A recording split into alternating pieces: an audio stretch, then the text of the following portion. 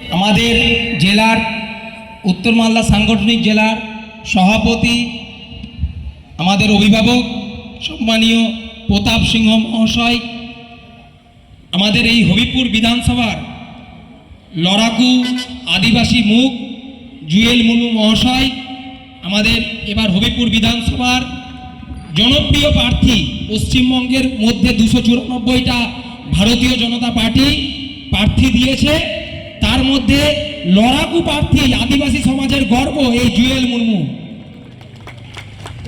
আমাদের উত্তর মালদা সাংগঠনিক জেলার লড়াকু নেত্রী, সকলের প্রিয় সাধারণ সম্পাদিকা সম্মানীয়া বিনা কীর্তনিয়া দিদি।